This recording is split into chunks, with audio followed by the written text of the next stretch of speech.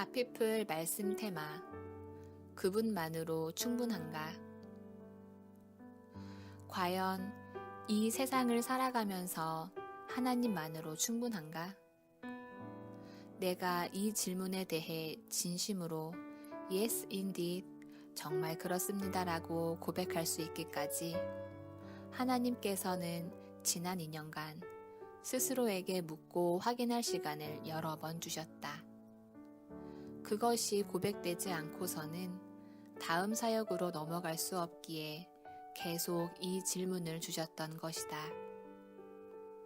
2016년을 맞을 무렵 내 마음에 부담이 많았다. 대학 캠퍼스의 건축 허가를 기다리는 중이었다.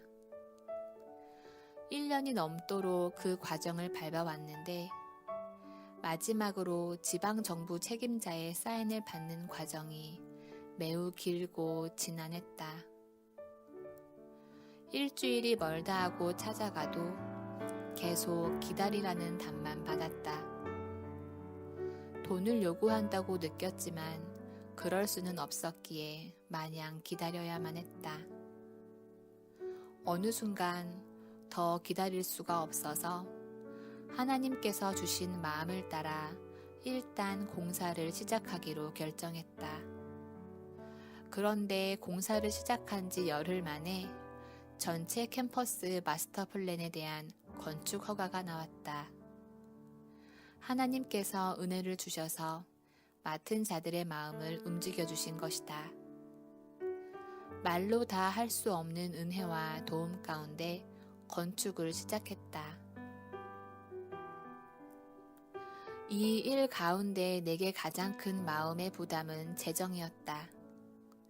35억 원 정도가 소요될 것으로 예측하고 건축을 결정했는데 세금과 허가 작업, 단지에 내야 할 밀림 분담금, 인테리어와 건물 외부 환경 정리 등 공사 비용이 추가되어 실제 건축에 필요한 총 경비가 50억 원에 이르렀다.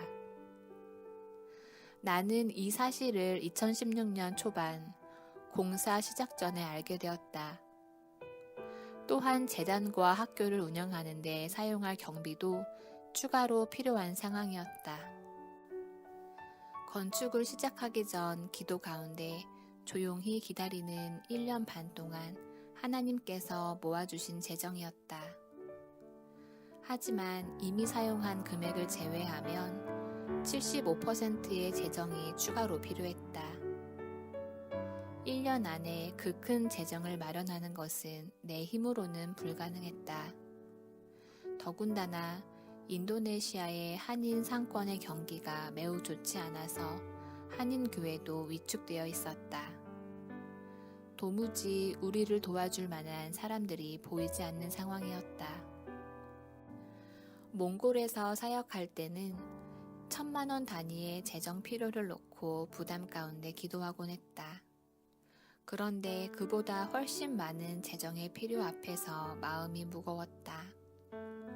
사역팀은 그저 내 얼굴만 바라보고 있었다.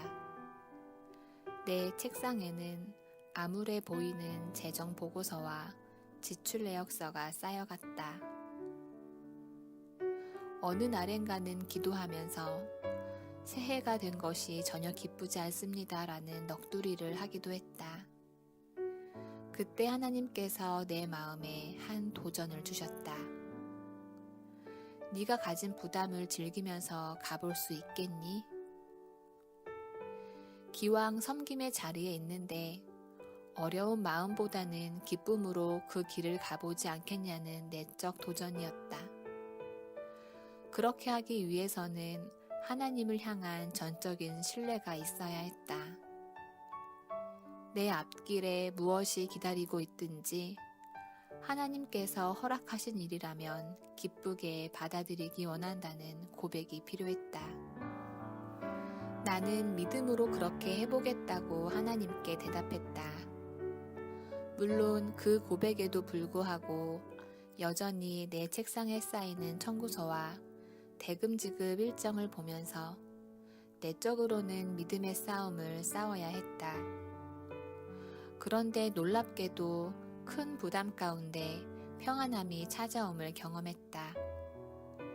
내 싸움은 더 이상 돈을 만들어내는 것이 아니라 평안을 잃지 않는 것이 되었다.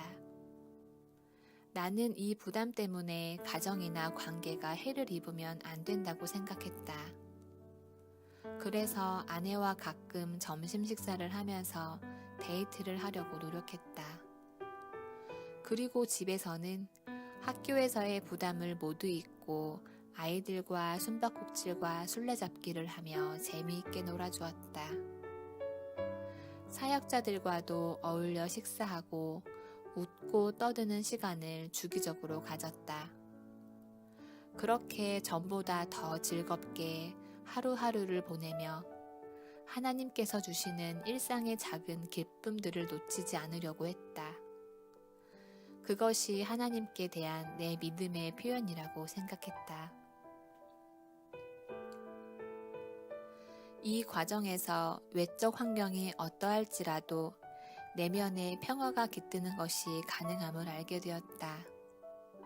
주변 상황은 수시로 변하며 우리의 평안과 안전을 위협하는 것처럼 보였지만 하나님을 신뢰하는 믿음으로 반응할 때 가정과 공동체의 관계가 평온할 수 있었다.